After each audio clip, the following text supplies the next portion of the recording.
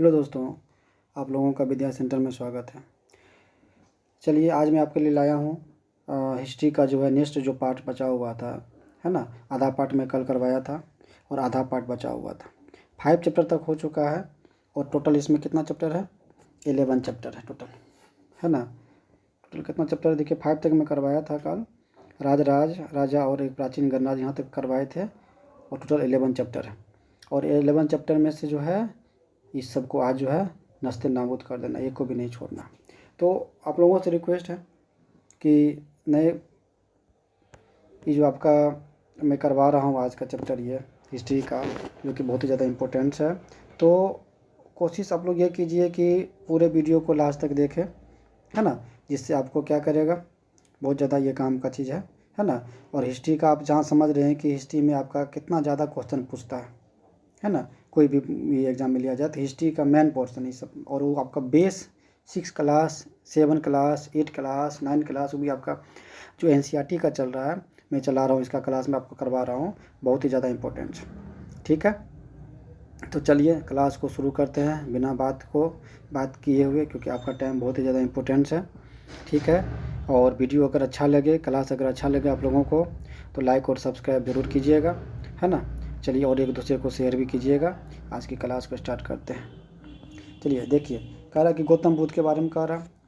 तो गौतम जो बुद्ध थे, इसका बचपन का नाम क्या था? सिद्धार्थ था। और इनका जन्म कब हुआ था? 563 ईस्वी पूर्व लुम्बिनी में हुआ था। ये शाक्य कुल के थे और इन्होंने प्रथम जो उपदेश दिए थे वो कहाँ दिए थे? कुशीनगर में दिए थे, है ना। और ज्ञान की प्राप्ति कहाँ हुआ था? बोध गया में हुआ था। 35 वर्ष की अवस्था में हुआ था ज्ञान की प्राप्ति। और जीवन का अंत कब हुआ था? 483 ईस्वी पूर्व में हुआ था, जो कि आपको कुशीनगर में हुआ था, है ना। देखिए कितना इंपॉर्टेंट है, देख लीजिए आप लोग। अभी इसकी ज्ञान की प्राप्ति के बारे में कह रहा है कि इसको ज्ञान की प्राप्ति जो है, कह रहा है कि बुजुर्ग बीमार मृत साधु जिसके कारण 29 वर्ष की आयु में ज्ञान की खोज में उन्होंने क्या किया? घर के सुखों को छोड़ दिया। चूँकि राजा थे ना, राजा के बेटा थे। अनेक वर्षों तक भ्रमण करते रहे। 35 वर्ष की आयु 35 ईयर्स जब होता है तो बोध गया में निरंजना नदी के तट पर, किसके नदी पे? कौन नदी? निरंजना नदी के तट पर पीपल वृक्ष के नीचे, है ना। पीपल वृक्ष के नीचे बुद्ध को ज्ञान की प्राप्ति होता है। इसके बाद वे बुद्ध के रूप में जाने गए। पहली बार सारनाथ में अपना उपदेश कौंडिन्य व उनके साथियों को दिया। कहता है कि पहली बार उसने जो उपदेश दिए थे, है ना, किसको दिए थे? तो उस पहली बार उपदेश कौंडिन्य और उनके जो साथी थे उनको दिए थे। गौतम बुद्ध के शिष्य की बात कर रहा है, देखिए। आनंद और उपाली। कौन? आनंद और उपाली जो थे, बुद्ध ने अपनी शिक्षा सामान्य लोगों को प्राकृत भाषा में दिया। उनके शिष्य थे और इन्होंने जो शिक्षा दिया था कौन भाषा में दिए थे? प्राकृत भाषा में दिए थे। और अंतिम लक्ष्य निर्वाण की प्राप्ति होती है ना। अंतिम लक्ष्य क्या होता है? निर्वाण की प्राप्ति होती है। सारनाथ में स्तूप का निर्माण किया गया। स्तूप का निर्माण कहाँ किया गया? सारनाथ में किया गया। अब इसके शिक्षा की बात करते हैं, प्रमुख शिक्षा की बात करते हैं। देखिए, कह रहा है कि जीवन कष्टों व दुखों से भरा है ना। यह इच्छा व लालसाओं के कारण होता है। इस लालसा को उन्होंने क्या कहा? तृष्णा कहा। तृष्णा किसको बोलते हैं? जो लालसा होते हैं हम लोगों को कुछ प्राप्त करने की, है ना, उसको क्या बोलते हैं? तृष्णा बोलते हैं। इसका समाधान आत्म संयम है। हमारे कर्म के परिणाम चाहे अच्छे हो या बुरे, हमारे वर्तमान जीवन के साथ साथ बाद के जीवन को भी प्रभावित करता है। ठीक है, अब करिए बोध। देखिए, बोध ग्रंथ की बात करता है। कह रहा है कि विनय पिटक की बात करता है ना। पिटक कितने थे? 3 थे। विनय पिटक, सुत पिटक और अभिधम पिटक। विनय पिटक मतलब हो गया जो जीवन की घटनाएं था जिसमें, उसको बोलते हैं विनय पिटक। और सुत पिटक क्या था? जो संघ के जो नियम थे उसको बोलते हैं सुत पिटक। और अभिधम पिटक क्या थे? जो आध्यात्मिक से बारे में रिलेटेड थे। उपनिषद की बात करते हैं। यह उत्तर वैदिक ग्रंथ था तथा उपनिषद का अर्थ होता है गुरु के समीप बैठना। उपनिषद का अर्थ क्या होता है? उपनिषद का अर्थ होता है गुरु के समीप जो बैठता है उसको क्या बोलते हैं? उपनिषद बोलते हैं। यह बातचीत का संकलन है। बातचीत करने के एक संकलन को क्या बोलते हैं? उपनिषद बोलते हैं। इसके अंतर्गत विभिन्न विचारकों चिंतकों के द्वारा मृत्यु के बाद की खोज में ढूंढे गए उत्तर है। अब जैन धर्म की बात कर लेते हैं। देखिए जैन धर्म के क्या कह रहा कि जैन शब्द संस्कृत के जिन शब्दों से बना हुआ, दिया क्वेश्चन पूछ सकता है जैन धर्म जो है किन शब्दों से मिलकर बना है? तो संस्कृत के जिन शब्दों से मिलकर बना हुआ, जिसका अर्थ होता है विजेता। क्या होता है? विजेता। महावीर जैन का जन्म जो है 540 ईस्वी पूर्व में कब हुआ था? 540 में हुआ था। कहाँ में हुआ था? कुंडग्राम वैशाली में हुआ था, जो कि बिहार में है। उन्होंने जाम्भी ग्राम में प्रथम उपदेश दी। वो प्रथम उपदेश जाम्बी ग्राम में हुआ था उसका जन्म। उसके बाद प्रथम उपदेश जो है ये राजगिरी में दिए थे, और जीवन का अंत जो था कब हुआ था? 468 ईस्वी पूर्व में। 540 में जन्म लिए और 468 ईस्वी पूर्व में इनका क्या हो गया? मृत्यु हो गया।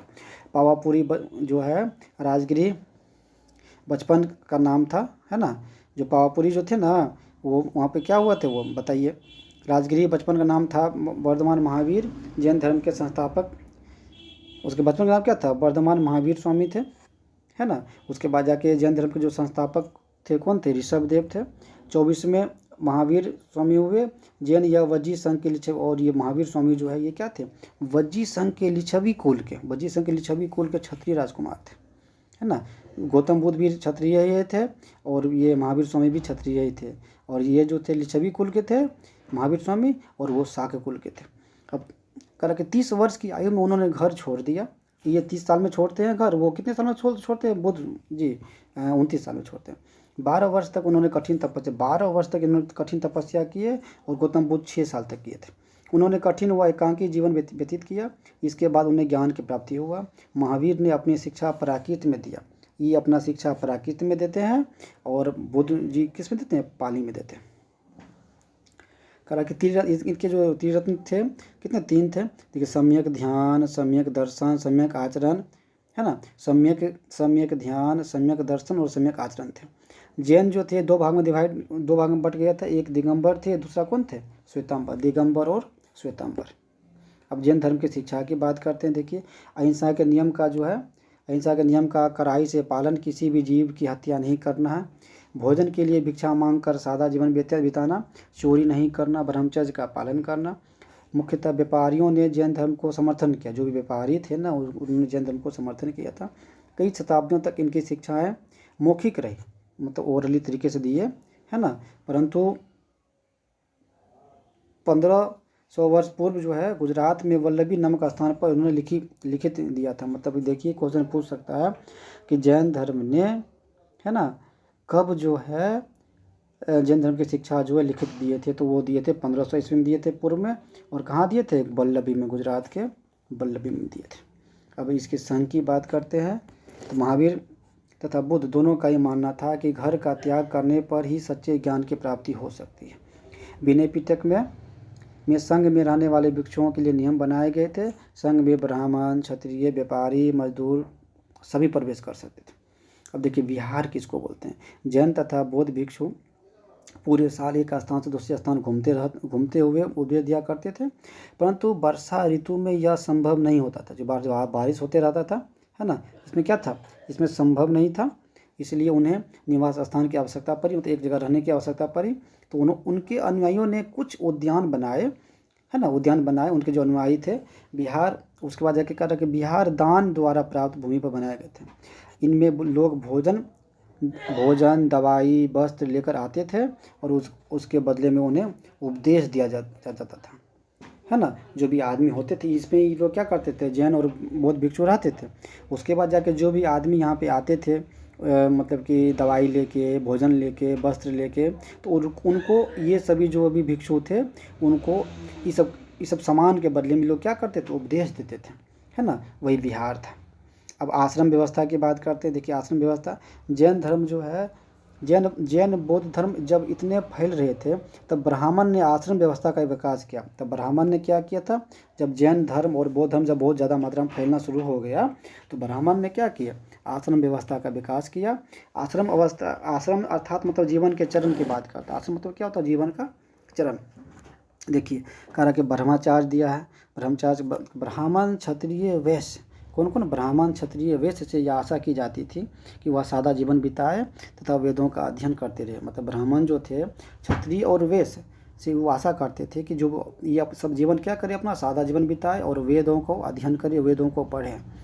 अब गृहस्थ की बात करते हैं। विवाह करने के पश्चात इस आश्रम में प्रवेश हो जाता था। वानप्रस्थ मतलब क्या होता है? जंगल में रहकर साधना करने को क्या बोलते हैं? वानप्रस्थ बोलते हैं। जंगल में रह के क्या होता है?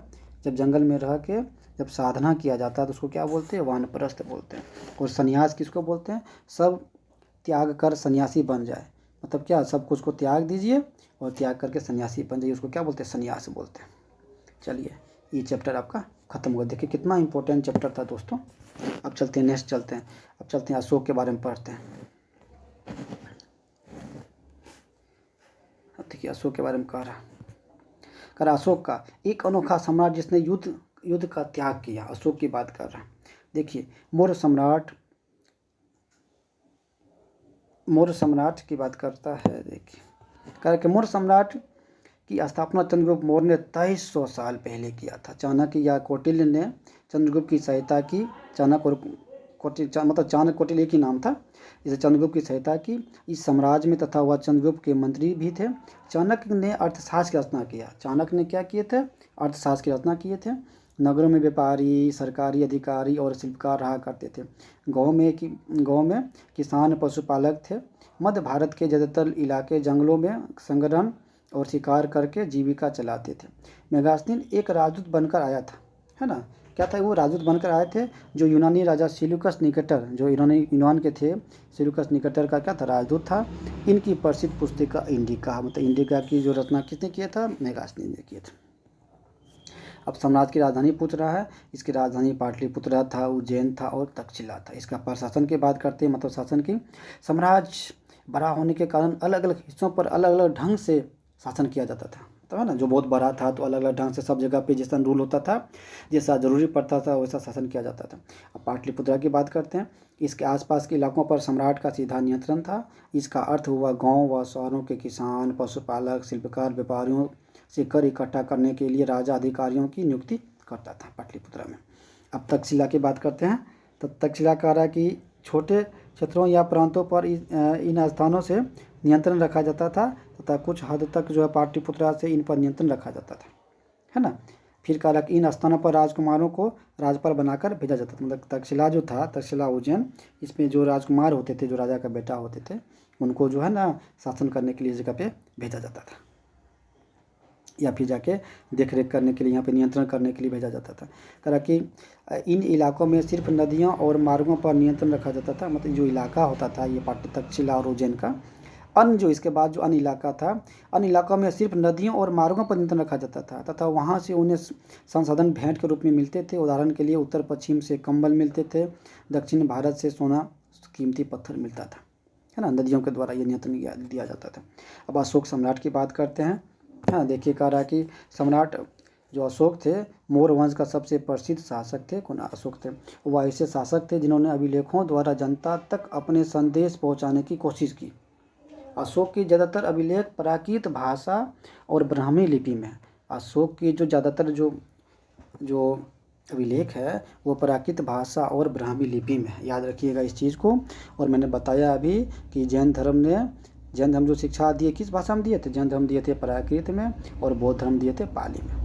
अशोक का देखिए कलिंग युद्ध की बात करता है। कलिंग तटवर्ती उड़ीसा का प्राचीन नाम, उड़ीसा का प्राचीनतम नाम क्या? कलिंग है।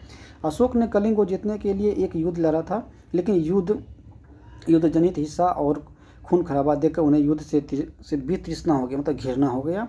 उन्होंने निर्णय किया कि वे भविष्य में कभी भी युद्ध नहीं करेंगे। कब युद्ध में? ये कलिंग का जब युद्ध होता है उसमें, क्योंकि उसमें बहुत लेडीज भी थी, और उसको देख के उसका मन जो है ना क्या हो गया? विचलित हो गया, मतलब कि घृणा हो गया युद्ध से। देखिए अशोक का धर्म की बात करते हैं। अशोक के धर्म में किसी देवता की पूजा अथवा किसी कर्मकांड की आवश्यकता नहीं थी। किसी भी देवता की पूजा अथवा कर्मकांड की आवश्यकता नहीं थी। उन्हें लगता था कि जैसे पिता अपने बच्चों को अच्छे व्यवहार की शिक्षा देते हैं, वैसे यह उनका कर्तव्य था कि अपनी प्रजा को निर्देश दे। वे बुद्ध के उपदेशों से भी प्रेरित थे, भगवान बुद्ध जो थे उनके। अशोक ने धम्म के विचारों को प्रसारित करने के लिए सीरिया, मिस्र, ग्रीस और श्रीलंका में भी राजदूत भेजे थे। क्वेश्चन पूछिएगा कि अशोक ने जो है धम्म के विचारों के लिए, जो बौद्ध धर्म थे इसके विचारों को मतलब फैलाने के लिए, प्रचार करने के लिए जो है कहाँ कहाँ पे अपने राजदूत भेजे थे? सीरिया में भेजे थे, मिस्र में भेजे थे, ग्रीस में भेजे थे और श्रीलंका में भेजे थे। कहाँ कहाँ? सीरिया, मिस्र, ग्रीस, श्रीलंका। याद रखिएगा दोस्तों। अब चलते हैं आगे। देखिए आगे चलिए, ये भी चैप्टर ख़त्म हो गया अशोक का। चलते हैं आगे। अशोक का हो गया। अब चलते हैं 8 पे। देखिए 8 पे बात करते हैं, कला खुशहाल गांव और समृद्ध शहर। खुशहाल गांव और समृद्ध शहर की बात करते हैं। देखिए खुशहाल गांव और समृद्ध शहर में क्या दिया? लोहे की औजार और खेती, है ना। लोहे के औजार और खेती की बात करता है। उपमहाद्वीप में लोहे का प्रयोग लगभग 3000 साल पहले हुआ। जो भी उपमहाद्वीप थे वहाँ पे लोहे का प्रयोग कब हुआ? 3000 साल पहले हुआ। महापाषाण कब्रों में लोहे के औजार और हथियार बड़ी संख्या में मिले हैं। जो महापाषाण कब्र है ना, महापाषाण कब्रों में जो है लोहे का औजार और हथियार बहुत संख्या मिले हैं। जंगलों को साफ करने के लिए कुल्हाड़ी का, जुताई के लिए हलों के फाल का इस्तेमाल किया जाता था। जो कुल्हाड़ी होते थे, जुताई के लिए जो हल होते थे, इनका जो है ना साक्ष्य मिला। अब कृषि उत्पादन बढ़ाने के लिए जो उठाए गए कुछ कदम की बात करता है। कृषि के विकास में नए औजार तथा रोपाई महत्वपूर्ण कदम थे। उसी तरह सिंचाई के लिए नहरें, तालाब, है ना, फिर जाके कह रहा है कृत्रिम जलाशय बनाए गए थे। ये सब चीज़ दिया हुआ। गांव में कौन रहते थे? इस उपमहाद्वीप में दक्षिण तथा उत्तरी हिस्सों के अधिकांश गांव में कम से कम 3 तरह के लोग रहते थे। 3 तरह के लोग रहते थे। अब कह रहा तमिल क्षेत्रों की बात कर रहा। देखिए, बड़े भूस्वामियों जो वेल्ला, जो बड़े भूस्वामी को क्या बोलते थे? वेल्ला बोलते थे। साधारण हलवाओं को उनवार साधारण जो थे उसको क्या उनवार बोलते थे। और जो भूमिहीन थे उसको क्या बोलते थे? मजदूर, दास और करेसियार और आदिमई कहलाते थे। समझ में आया ये चीज़? देखिए, तमिल जो क्षेत्र थे उसमें जो बड़े भूस्वामी थे उसको वेल्ला बोलते थे। और जो साधारण होते थे हलवाई उसको क्या बोलते थे? उसको वनवार बोलते थे, उनवार बोलते थे। और जो भूमिहीन थे, जिसके पास ज़मीन नहीं होता था, उसको मजदूर, दास, है ना, और उसके बाद जाके करेसियार और आदिमई बोलते थे। अब देश के उत्तर हिस्से की बात करता है। कह रहा देश के उत्तर हिस्से में देखिए क्या करी, तो सब दक्षिण की बात कर रहा था। उत्तर में देखिए ग्राम भोजक, देखिए क्या होता है। ग्राम का प्रधान व्यक्ति ग्राम भोजक कहलाता था। जो ग्राम के जो प्रधान व्यक्ति थे उसको ग्राम भोजक कहते थे। यह गांव का प्रधान होता था और अक्सर यह एक ही परिवार के लोग इस पद पर कई पीढ़ियों तक रहते थे। ये एक अनुवांशिक पद था। यह गांव का बड़ा भूस्वामी होता था। अपनी जो ज़मीन होता था, ज़मीन पर दास मजदूरों के काम लेता था। यह गांव के में कर वसूलता और राजा को देता था, है ना। ग्राम भोजक का काम था। यह कभी कभी न्यायाधीश और पुलिस का भी काम करता था। अब देखिए, स्वतंत्र कृषक की बात करता है कि ग्राम भोजकों के अलावा जो ग्राम भोजक होते थे, जो क्या होते थे, गांव का जो प्रधान होते थे।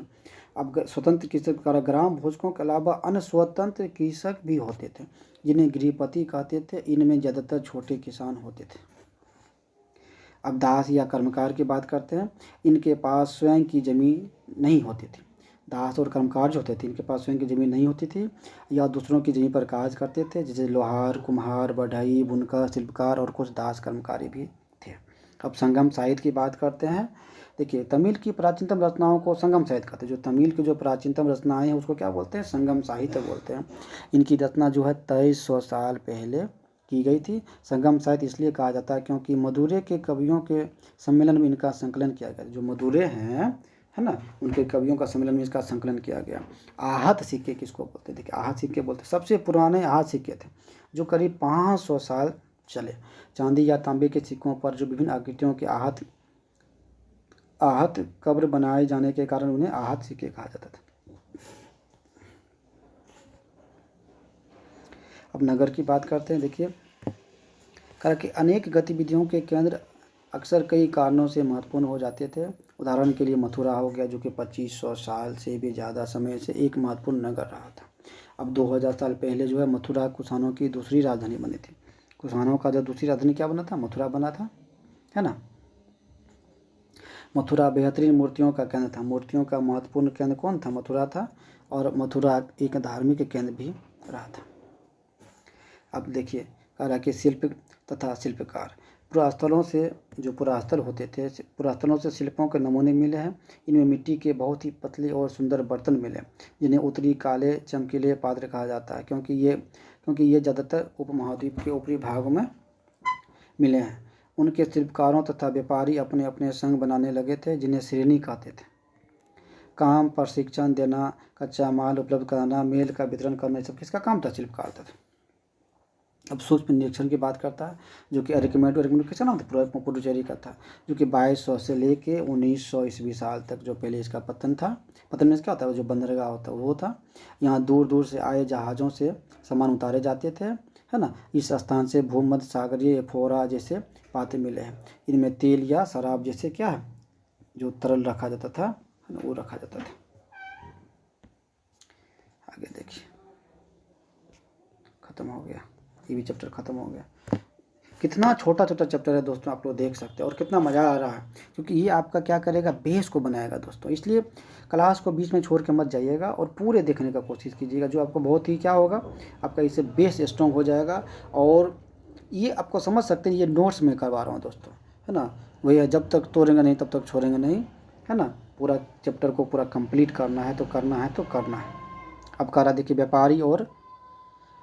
व्यापारी राजा और तीर्थ यात्री की बात करता है। देखिए व्यापारी राजा और तीर्थ यात्री की बात करता है। देखिए 9 चैप्टर है, इसके बाद बस दो चैप्टर बचेगा, फिर ख़त्म हो जाएगा। ये कह रहा है व्यापार और व्यापारियों के बारे में जानकारी की बात करता है। दक्षिण भारत जो है सोना, मसाले, काली मिर्च तथा कीमती पत्थरों के लिए प्रसिद्ध था। किसके लिए प्रसिद्ध था? सोना, मसाला, काली मिर्च और कीमती पत्थर के लिए प्रसिद्ध था। काली मिर्च की रोमन साम्राज्य में इतना मांग थी कि ऐसे काले सोने के नाम से बुलाते थे। क्या नाम से बुलाते थे इसको? काले सोने के नाम से बुलाते थे। काली मिर्च को क्या बोलते थे? काले सोना। व्यापारी इस सामानों को समुद्री जहाज़ों और सड़कों के रास्ते से रोम पहुंचाते। कहाँ पहुंचाते थे? रोम ले जाते थे। दक्षिण भारत में से अनेक रोमन सोने के सिक्के मिले हैं। रोम में व्यापार चल रहा था। व्यापारियों ने कई समुद्री रास्ते खोज निकाले। इनमें से कुछ समुद्र के किनारे चलते, कुछ अरब सागर और बंगाल की खाड़ी पार करते थे। अफ्रीका या अरब के पूर्वी तट से इस उपमहाद्वीप के पश्चिमी तट तक पहुंचना चाहते थे तो दक्षिणी पश्चिमी मानसून के साथ चलना पसंद करते थे। समुद्र तटों से लगे होते, जो समुद्र थे वो तटों से लगे हुए रहते। अब राज्य की बात करता है। इस उपमहाद्वीप के दक्षिणी भाग में बड़ा तटीय प्रदेश था। जो राज्य की बात करते हैं, जो उपमहाद्वीप के दक्षिणी भाग में बड़ा तटीय प्रदेश है, इनमें बहुत से पहाड़, पठार और नदी के मैदान हैं। क्या है? बहुत से पठार जो है, पहाड़, पठार, नदी के मैदान है। नदियों के मैदानी इलाकों में कावेरी का मैदान सबसे उपजाऊ है। जो नदी का जो है, उसे भी जानते हैं हम लोग, जो भी नदी के किनारे जो भी कोई उपजाऊ होता है वो बहुत ज़्यादा क्या होता है, वहाँ पे खेती बहुत बढ़िया से होता है। अब संगम की बात करते हैं। देखिए संगम मुवेंदर की बात करता है। तमिल शब्द जिसका अर्थ क्या होता है? तीन मुखिया। तमिल जो शब्द है इसका मतलब क्या होता है? तीन मुखिया। इसका मतलब होता है चोल, चेर और पांड्य, जो करीब 2300 साल, कितने साल? 2300 साल पहले दक्षिण भारत में काफ़ी शक्तिशाली माने जाते थे। इन सब के दो जो थे सत्ता के केंद्र थे। इनमें से एक तटीय हिस्सों में और दूसरा अंदरूनी हिस्सों में था। इस तरह 6 केंद्रों में, इस समय कितने हैं बोल रहा है? 6 केंद्रों में 2 बहुत महत्वपूर्ण थे। एक चोलों का पत्तन पुहार या कावेरीपट्टनम, दूसरा था पांड्यों की राजधानी मदुरै। और ये मुखिया लोगों से नियमित जो है कर के बजाय उपहारों की मांग करते थे। इसके लगभग 200, कितने बोल रहा है? 200 वर्षों के बाद पश्चिम भारत में सातवाहन नामक राजवंश का प्रभाव बढ़ गया। सातवाहनों का सबसे जो प्रमुख राजा था वो कौन था? गौतमी पुत्र सातकर्णी था सातवाहन का। इसके बारे में हमें उसकी माँ गौतमी बलश्री द्वारा प्रदान किए गए अभिलेख से पता चलता है। अब रेशम मार्ग की कहानी की बात करते हैं। देखिए इसको भी पढ़ लेते हैं हम लोग। अब कह रहा है कि कीमती चमकीले रंग और चिकनी मुलायम बनावट की वजह से रेशमी कपड़े जो है अधिकांश समाज में बहुमूल्य माने जाते हैं। मतलब क्या? कीमती भी होता है, क्या होता है? बहुत ज़्यादा मात्रा में कीमती होता है और चमकीला भी होता है, चिकनी होता है, मुलायम होता है। इसके कारण से क्या होता है? ये रेशम जो होता है बहुत ये क्या बहुमूल्य हो जाता है। ये बहुत इंपॉर्टेंट है। रेशमी कपड़ा तैयार करना एक जटिल प्रक्रिया है। रेशम के कीड़े से कच्चा रेशम निकालकर सूत कताई और फिर उसमें कपड़ा बुना जाता है। रेशम बनाने की तकनीक का आविष्कार सबसे पहले चीन में किया गया था 7000 साल पहले। पूछेगा क्वेश्चन कि रेशम बनाने की कला जो सबसे पहले कहाँ हुई, तो चीन में। ये सबको पता, लेकिन कब हुआ ये पता नहीं है बहुत को। ये 7000 साल पहले हुआ था, 7000 ईयर पहले। इस तकनीक को उन्होंने हज़ारों साल तक बाकी दुनिया से छुपाए रखा था। चीन जो है इस तकनीक को छुपाए रखा हुआ था, क्योंकि चोर है ना। चीन के आदमी सब चोर है, यही जान लीजिए। चीनी यात्री जिस रास्ते से यात्रा करते थे वह रेशम मार्ग कहलाता है। जो चीन के यात्री थे जिस मार्ग से आते जाते थे उसको बोलते थे सिल्क रूट बोलते गए थे। चीनी शासक ईरान और पश्चिमी एशिया के शासकों को उपहार के तौर पर रेशमी कपड़े भेजते थे, है ना। जो चीनी शासक होते थे वो ईरान और पश्चिम एशिया के जो राजा महाराजा होते थे, शासक होते थे, उनको ये रेशम के कपड़े भेजते थे। 2000 साल पहले रोम के शासकों और धनी लोगों के बीच रेशमी कपड़े पहनना एक फैशन बन गया था। 2000 साल पहले की बात कर रहा हूँ। सिल्क रूट पर नियंत्रण रखने वाले शासकों में कौन थे? कुषाण जो थे, जो सिल्क रूट पे क्या किए थे? शासन किए थे, मतलब कि वो उसका ही कंट्रोल था। अब बौद्ध धर्म की प्रसार की बात करते हैं। कुषाणों का सबसे प्रसिद्ध राजा कनिष्क थे, है ना। उसने करीब 1900 साल पहले शासन किया। उसने एक बौद्ध परिषद का गठन किया था, जिसमें एकत्र होकर विद्वान महत्वपूर्ण विषयों पर विमर्श करते थे। बुद्ध की जीवनी, बुद्ध चरित्र के रचनाकार कौन थे? अशोघोष थे। कनिष्क के दरबार में रहते थे और अशोघोष तथा अन्य बौद्ध विद्वानों ने अब संस्कृत में लिखना शुरू कर दिया था। मतलब ये जान लीजिए, जो भी बौद्ध धर्म के जो भी थे विद्वान, जब जो भी थे, वो संस्कृत में लिखना शुरू कर दिए थे। वैसे भी अभी पीछे हम लोग पीछे पढ़े हुए हैं कि बौद्ध में जो पहले शिक्षा दिया जाता था, पहले क्या होता था? पहले शिक्षा दिया जाता था ओरल तरीके से। क्या, किस तरीके से? ओरल तरीके से पहले दिया जाता था, लेकिन वो लिखित तरीके से कब देना शुरू कर दिया? 1500 ईस्वी पूर्व में देना शुरू कर दिया। और कहाँ से? गुजरात के बल्लभी से जो है वो लिखित रिटर्न देना शुरू कर दिया, रिटर्न शिक्षा देना शुरू कर दिए थे। अब बौद्ध धर्म में महायान का विकास की बात करते हैं। देखिए, पहला मूर्तियों में बुद्ध की उपस्थिति, निर्माण प्राप्ति को पेड़ की मूर्ति द्वारा दर्शाया जाता था। बुद्ध की प्रतिमाएं होता था। मथुरा और तक्षशिला में बनाई जाने लगी। दूसरा परिवर्तन बोधिसत्व में आस्था को लेकर आया। बोधिसत्व मतलब जो ज्ञान प्राप्ति के बाद एकांत वास करते हुए ध्यान साधना कर सकते, उसको क्या बोलते हैं? बोधिसत्व बोलते हैं। जो ज्ञान की प्राप्ति के बाद क्या करता है? एकांत में चला जाता है और एकांत करते हुए ध्यान साधना करता है। लेकिन वे लोगों को शिक्षा देने और मदद करने के लिए सांसारिक परिवेशों में ही रहना ठीक समझने लगे थे। बौद्ध धर्म जो है कहाँ था? मध्य एशिया में, चीन में, कोरिया में, जापान में, ये सब जगह पर फैल गया था। दक्षिण पूर्व की ओर श्रीलंका, म्यांमार, थाईलैंड, इंडोनेशिया तक फैल गया था, है ना। बौद्ध धर्म कहाँ का फैला था? मध्य एशिया में, चीन में, कोरिया में, जापान में, है ना। और दक्षिण पूर्व की बात करें तो यहाँ पे दक्षिण पूर्व श्रीलंका में, म्यांमार, थाईलैंड, इंडोनेशिया यहाँ पर फैल गया था। अब देखिए, तीर्थ यात्री की बात करते हैं। भारत की यात्रा पर आया चीनी बौद्ध यात्री कौन थे? फाहियान जो थे काफ़ी प्रसिद्ध थे। 1600 साल पहले ये फाहियान आए हुए थे भारत में। और ह्वेनसांग कब आया था? ह्वेनसांग 1400 साल पहले भारत आया था। ह्वेनसांग कब आए थे? 1400 साल पहले भारत आए थे।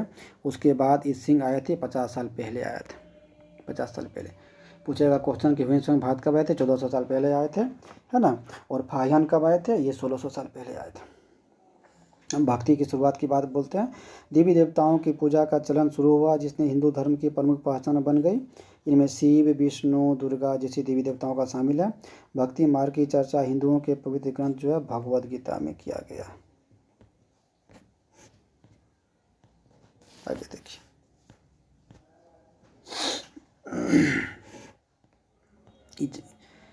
ये देखिए, ये चैप्टर लगता है ये भी खत्म हो गया। ये भी चैप्टर खत्म हो गया। बस 2 चैप्टर बचा है दोस्तों। देखिए, अब नए साम्राज्य और राज, और फिर इमारतें। और कितना जल्दी देखिए ख़त्म हो जाता है चैप्टर। मतलब कुछ है ही नहीं तो इतना, और आराम से पढ़ते हुए निकल रहे हैं। और एक एक पॉइंट को मैं बता रहा हूँ, मतलब एक ही पॉइंट को छोड़ नहीं कि छोड़ के पढ़ के कुछ बोल के निकल गए, ऐसा नहीं। जो आपका जो चैप्टर में सबको बोलते हुए पढ़ाते हुए निकल रहा हूँ मैं। देखिए, करके नए समाज और उसका राज की बात करते हैं, है ना। प्रशस्तियाँ, देखिए प्रशस्तियाँ क्या होता है? यह एक विशेष किस्म का अभिलेख है जिन्हें प्रशस्ति कहते हैं। प्रशस्ति किसको बोलते हैं? जो एक विशेष प्रकार का क्या होता है, किस्म का अभिलेख होता है, उसको क्या बोलते हैं हम लोग? प्रशस्ति बोलते हैं। यह एक संस्कृत शब्द है। अब पूछा जाएगा संस्कृत जो प्रशस्ति है ये किसका शब्द है? ये संस्कृत का शब्द है, जिन्हें प्रशंसा के नाम से जानते हैं। प्रशस्तियाँ लिखने का प्रचलन भी था। अब समुद्रगुप्त की प्रशस्ति की बात करते हैं। समुद्रगुप्त के दरबार में कवि व मंत्री रहे हरिसेन। हरिसेन किसके दरबार में रहते थे? समुद्रगुप्त के दरबार में रहते थे। इसमें राजा की एक युद्धों को जीतने वाले राजा, विद्वान तथा एक उत्कृष्ट कवि ने भरपूर प्रशंसा किया। अब देखिए, हरिसेन द्वारा समुद्रगुप्त की नीतियों की बात करता है। जो हरिसेन जो थे समुद्र नीतियों बता रहे हैं कि क्या कैसा उनका जो नीति था, पॉलिसी था, किस तरह का था। करके आर्यावर्तों के 9 शासकों को समुद्रगुप्त ने हराकर उनके राज्य को अपने समाज में मिला लिया। आर्यावर्त के कितने शासक? 9 शासकों को हराया और अपने राज्य में मिला लिया। फिर दक्षिणापथ के 12 शासक आते थे। जो दक्षिणापथ थे उसमें कितने शासक आते थे? 12 शासक आते थे। इन सब ने हार जाने पर समुद्रगुप्त के सामने अपना समर्पण किया था। इसमें असम, तटीय बंगाल, नेपाल, उत्तर पश्चिम में कई गण और संघ आते थे। ये समुद्रगुप्त के लिए उपहार लाते थे, उनकी आज्ञाओं का पालन करते थे तथा उनके दरबार में उपस्थित हुआ करते थे। कुषाण तथा शक, कौन? कुषाण और शक जो है क्या श्रीलंका के शासक भी थे।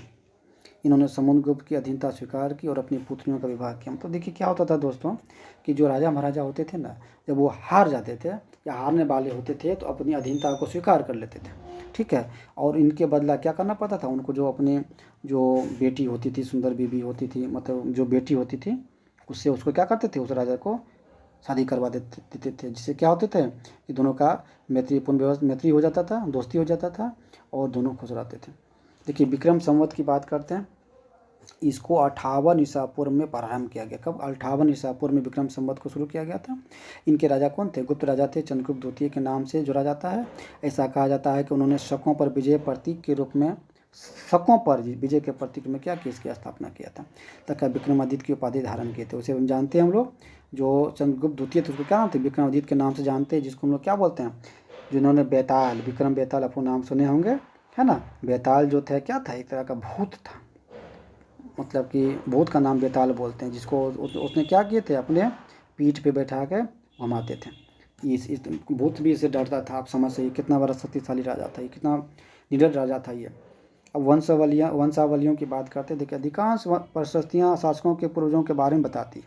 उनकी माँ कुमारी देवी, फिर जाके करली छवि गण की थी, और पिता चंद्रगुप्त गोत्रवंश के पहले शासक थे, जिन्होंने महाराज धीराज जैसी बड़ी उपाधि धारण की।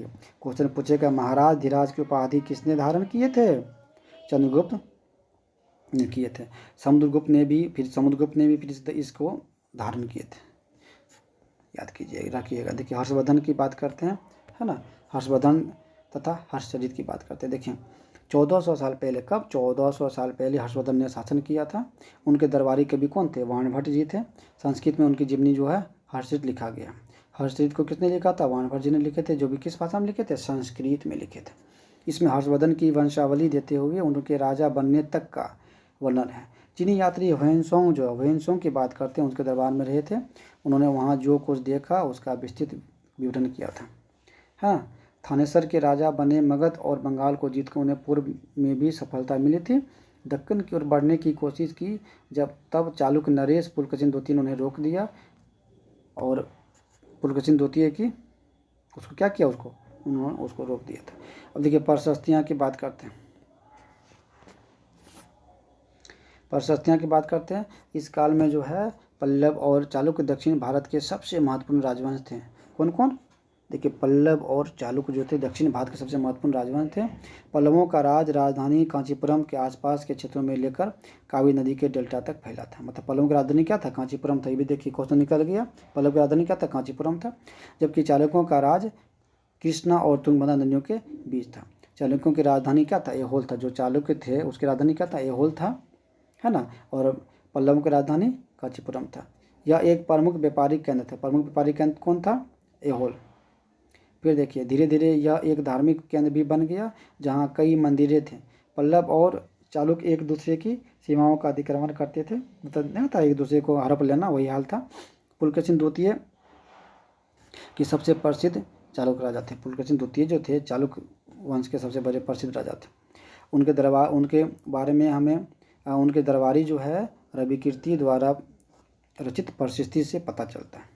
रविकीर्ति उनके दरबारी कवि थे। रविकीर्ति के अनुसार उन्होंने पूर्व तथा पश्चिम दोनों समुद्र तटीय इलाकों में अपने अभियान चलाए। इसके अतिरिक्त उन्होंने हर्ष को भी आगे बढ़ने से रोका। हर्षवर्धन थे, उनको उन्होंने क्या किया? आगे बढ़ने से रोका, मतलब आगे वो नहीं जा सकता था। इन राज्यों का प्रशासन कैसे चलता था? देखिए इन जो राजा थे, जो मतलब राज था, जो स्टेट था, है ना, इसका कैसे राज चलता था, प्रशासन कैसे चलता था? तो प्रशासन की प्राथमिक इकाई को क्या बोलते थे? गांव बोलते थे। लेकिन धीरे धीरे कई नए बदलाव आए। कुछ महत्वपूर्ण प्रशासकीय पद आनुवंशिक बन गए। कभी कभी एक ही व्यक्ति कई पदों पर कार्य करता था। वहाँ के स्थानीय प्रशासन में प्रमुख व्यक्तियों का बहुत बोलबाला था, और जो स्थानीय प्रशासन था ना, उनका बहुत बोलबाला था, बहुत मनमानी करते थे वो लोग। एक नए प्रकार की सेना की बात करते हैं। कहा कि सामंत भूमि से कर वसूलते थे। जो सामंत होते थे वो भूमि कर से क्या बोलते थे? कर लेते थे, जिससे वे सेना तथा घोड़ों की देखभाल करते थे। साथ ही वे इससे युद्ध के लिए हथियार भी जुटाते थे। अब दक्षिण के राज्यों में सभाएं की बात करता है। देखिए पल्लवों के अभिलेखों में कई स्थानीय सभाओं की चर्चा है। जो पल्लवों के अभिलेख है उसमें कई स्थानीय सभाओं की चर्चा है। इनमें से एक था ब्राह्मण भूस्वामियों का संगठन, जिसे सभा कहते हैं। क्या कहते हैं? जिसको सभा कहते हैं। ये सभाएं उप समितियों के जरिए सिंचाई, खेतीबाड़ी से जुड़ी विभिन्न काम, सड़क निर्माण, स्थानीय और जो था स्थानीय मंदिरों को देखरेख जो आदि काम करते थे। कहा कि नगरम की बात करते हैं। व्यापारियों के संगठन का नाम था जो नगरम। क्या था? जो व्यापारी का जो संगठन था उसका नाम था। संभवतः इन सभाओं पर धनी और शक्तिशाली जो भूस्वामी थे व्यापारियों का नियंत्रण रहता था। जैसे कालिदास का रचना का क्या नाम है? अभिज्ञान शाकुंतलम। अभिज्ञान शाकुंतलम किसने लिखा है? कालिदास जी ने लिखा। देखिए ये भी चैप्टर आपका खत्म। अब बच गया लास्ट, है ना, लास्ट चैप्टर है आपका। देखिए इमारत चित्रों की बात करता है, इसको भी लपेट लेते हैं। ठीक है, कितना देखिए कितना इंपॉर्टेंट सब चीज़ दिया हुआ। आज आपका हिस्ट्री को पूरा एकदम खलास कर देंगे। देखिए इमारती चित्र और किताब की बात करता है। सबसे पहले लोह स्तंभ की बात करता है। देखिए महरौली, महरौली कहाँ पे है? महरौली आपका कहाँ पे है? दिल्ली में। दिल्ली में कुतुब मीनार के परिसर में खड़ा यह लोह स्तंभ भारतीय शिल्पकारों की कुशलता का एक अद्भुत उदाहरण है। इसकी ऊंचाई कितना? 7.2 मीटर और वजन 3 टन से भी ज़्यादा है महरौली स्तंभ का। इसका जो निर्माण लगभग 1500 साल पहले हुआ था, है ना। इसके बनने के समय की जानकारी हमें इस पर खुद अभिलेखों से मिलती है। इतने वर्षों के बाद भी इसमें जंग नहीं लगा हुआ, ये सबसे बड़ी बात है। देखिए जंग नहीं लगा हुआ। ईंटों और पत्थरों की इमारतें की बात करते हैं। हमारे शिल्पकारों की कुशलता के नमूने स्तूपों जैसे कुछ इमारतों में देखने को मिलती है। स्तूप का देखिए मतलब क्या होता है? स्तूप का शाब्दिक अर्थ क्या होता है? टीला होता है। जो स्तूप होते हैं इसका शाब्दिक अर्थ क्या होता है? टीला होता है। हालांकि स्तूप विभिन्न आकार के थे, कभी गोल या लंबे तो कभी बड़े या छोटे। उन सब में एक समानता है, प्रायः सभी स्तूपों के भीतर एक छोटा सा डिब्बा रखा है। डिब्बों में बुद्ध या उनके अनुयायियों के शरीर के अवशेष जैसे दांत, हड्डी, राख ये सब है। उनके द्वारा प्रयुक्त कोई चीज़ या कोई कीमती पत्थर अथवा सिक्के रखे रहते थे। इसी धातु मंजूषा, इसे क्या कहते थे? धातु मंजूषा भी कहते थे। धातु मंजूषा किसको बोलते थे? जहाँ पे जो है दांत, हड्डी, राख सब जो रखा जाता था। देखिए प्रारंभिक स्तूप धातु मंजूषा के ऊपर रखा मिट्टी का एक टीला होता था। बाद के काल के में उस गुंबदनुमा ढांचे को तराशे हुए पत्थरों से क्या किया? ढक दिया गया था। फिर कह रहा कि स्तूपों के चारों ओर परिक्रमा करने के लिए एक वृत्ताकार पथ होता था। जो स्तूप होते थे जो बनाया जाता था उसके चारों ओर परिक्रमा करने के लिए बनाया जाता है। एक वृत्ताकार होता था, गोलाकार होता था। फिर देखा कह रहा कि जिस प्रदक्षिणा जिसे क्या बोलते हैं, जो मतलब चारों तरफ जिसको घूम सकते थे बीचों वृत्ताकार, तो उसको क्या बोलते थे? प्रदक्षिणा पथ बोलते थे, है ना। कह रहा इस रास्ते के रेलिंग से घेर दिया जाता था जिसे वेदिका कहते थे। जो भी मतलब कि स्तूप बनाया जाता था जिसके चारों ओर घुमा जाता था, वृत्ताकार होता था, जो गोलाकार घूम सकते थे, उसको क्या बोलते थे? उसको रेलिंग से घेर दिया जाता था जिसको क्या बोलते थे? वेदिका बोलते थे, वेदिका। अब सांची की स्तूप की बात करते हैं। सांची का स्तूप कहाँ पे? मध्य प्रदेश में है। इस काल में कुछ आरंभिक हिंदू मंदिरों का भी निर्माण किया गया था। मंदिरों में विष्णु, शिव, दुर्गा जैसी देव देवताओं की पूजा होती थी। मंदिरों का सबसे महत्वपूर्ण भाग क्या था? गर्भगृह होता था। सबसे महत्वपूर्ण भाग होता था गर्भगृह, जहाँ पे मुख्य देवता देवी देवताओं का मूर्ति को रखा जाता था। पुरोहित भक्त पूजा करते थे। भीतरगांव जैसे जैसे मंदिरों में उसके ऊपर जो है काफ़ी ऊंचाई तक का निर्माण किया जाता था, जिसे शिखर कहते थे, है ना। अधिकतर मंदिरों में क्या बोल रहा है? मंडप नाम की एक जगह होती थी या एक सभागार होता था जहाँ लोग इकट्ठा होते थे। और महाबलीपुरम और ऐहोल मंदिर जैसे कि इसका आपका एक क्या हो एक एग्जाम्पल है महाबलीपुरम। ये स्तूप तथा मंदिर किस तरह बनाए जाते थे, है ना। किसकी बात कर रहा है? स्तूप और मंदिर की बात कर रहा है। किस तरह बनाए जाते थे? देखिए कह रहा कि पहला अच्छे किस्म के पत्थर ढूंढकर शिलाखंडों को खोद कर निकालना होता था। ठीक है। फिर कह रहा देखिए यहाँ पत्थरों को काट छाँट कर तराशने के बाद जो है खंभों, दीवारों की चौखटों तथा फर्शों तथा छतों का आकार दिया जाता था, है ना। मुश्किल सब तैयार हो जाने के पर सही जगहों पर उन्हें लगाना काफ़ी मुश्किल होता था, मतलब बहुत मुश्किल था, है ना। जो काटना छाँटना ये सब चीज़। अब पुस्तकों की दुनिया की बात करते देखिए, पुस्तकों की दुनिया की बात करते देखिए, बहुत ही इंपॉर्टेंट। ये आपका 1800 साल पहले एक प्रसिद्ध तमिल महाकाव्य होते थे शिल्प आदिक्रम की रचना इलांगो नामक कवि ने किया था। तो शिल्प आदिक्रम की रचना किसने किया था? इलांगो ने किया था, जो कि एक तमिल साहित्यकार थे। कह रहे पुरानी कहानियाँ जैसे कि पुराण का शाब्दिक अर्थ है प्राचीन। पुरानी कहानी में जिस सबसे पहले जानिए पुराण, पुराण का मतलब क्या हो गया, जो कि प्राचीन है। इसमें विष्णु, शिव, दुर्गा या पार्वती जैसे देव देवताओं से जुड़ी कहानियाँ हैं। दो संस्कृत महाभारत और रामायण लंबे अरसे से लोकप्रिय रहे हैं। पुराणों और महाभारत दोनों को ही व्यास नाम के ऋषि ने संकलित किया था। पुराण को भी और महाभारत को भी जिसने संकलित करने का काम किया था, व्यास नामक महर्षि ऋषि ने। संस्कृत रामायण के लेखक जो थे वाल्मीकि माने जाते। जो संस्कृत जो रामायण थे, रामायण को संस्कृत भाषा में लिखा गया था, तो उसको किसने लिखे थे, वाल्मीकि जी ने लिखे थे। अब विज्ञान की पुस्तकें की बात करते हैं, है ना। इसी समय गणितज्ञ तथा खगोल शास्त्री आर्यभट्ट, जिसने जीरो का इन्वेंट किया था, ये संस्कृत में आर्यभट्टियम नामक पुस्तक लिखा था। आर्यभट्टियम किसने लिखे थे, आर्यभट्ट जी ने लिखे थे। इसमें उन्होंने लिखा कि दिन और रात पृथ्वी के अपनी धुरी पर चक्कर काटने की वजह से होता है, जबकि लगता है कि रोज सूर्य निकलता है। जबकि हम जानते हैं कि लोग डेली क्या हो रहा है, सूर्य उगता है, सूर्य डूबता है, जबकि ऐसा कुछ नहीं। उन्होंने ग्रहण के बारे में भी एक वैज्ञानिक तर्क दिया था, जबकि ऐसा नहीं होता है। सूर्य अपने स्थान पर स्थित है, बट हमारा धरती जो है एक जगह दूसरी जगह पर क्या करता है, घूमता है। शून्य की बात करते हैं। भारत के गणितज्ञों ने शून्य के लिए चिन्ह का आविष्कार किया, है ना। अब आयुर्वेद की बात करते हैं। प्राचीन भारत में आयुर्वेद के दो प्रसिद्ध चिकित्सक थे। एक चरक थे, जिसने चरक संहिता लिखा था, है ना। औषधि शास्त्र, औषधि से संबंधित था। प्रथम द्वितीय शताब्दी में इसको क्या था, प्रथम और द्वितीय शताब्दी में किया गया था। और दूसरा था सुश्रुत जी ने, मतलब कि सुश्रुत संहिता किसने लिखे थे, सुश्रुत जी ने लिखे थे, जो कि अब शल्य चिकित्सा था, जो कि चौथी शताब्दी में लिखा गया था।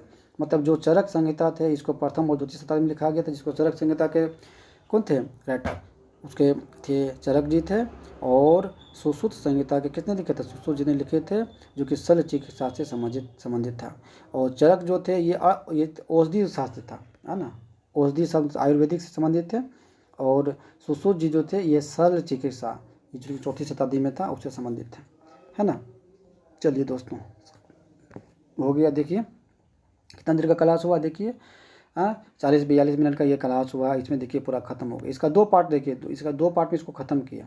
एक पार्ट मैंने कल करवाया था और एक पार्ट मैंने आज करवाया, क्योंकि अगर दोनों पार्ट को अगर एक साथ में अगर कंटिन्यू करते तो क्लास कुछ लंबा हो जाता, ठीक ना, लगभग 1.5 घंटा के समथिंग पहुंच जाता। इसलिए मैंने क्या कि इसको दो पार्ट में मैंने किया, जिससे क्या हो सकेगा, आप लोग आराम से ईजी मोड में इसको देख सकते हैं, है ना। तो कैसा लगा आपको क्लास, आप लोग कहिएगा ज़रा, ठीक ना। ये क्लास जो बहुत ही ज़्यादा इंपॉर्टेंट है, क्योंकि इससे आपका क्या बनेगा, बेसिक बनेगा, बेस बनेगा, है ना। तो आप लोगों से रिक्वेस्ट है कि चैनल को सब्सक्राइब और लाइक ज़रूर कीजिएगा। एक दूसरे में शेयर ज़रूर कीजिएगा, जिससे क्या हो सकेगा कि ज़्यादा से ज़्यादा आदमी देखेगा, ज़्यादा से ज़्यादा लड़के देखेंगे, क्या मिलेगा उसको, इससे बहुत ज़्यादा प्रॉफिट मिलेगा, ठीक है। चलिए दोस्तों, आज की क्लास को यहीं पर समाप्त करते हैं, ठीक है। अपना ख्याल रखिएगा और जो है आप लोग मन लगा के पढ़िएगा, ठीक है ना। पढ़ाई में कोई मर्जी नहीं है। चलिए मिलते हैं नेक्स्ट क्लास में। जय हिंद।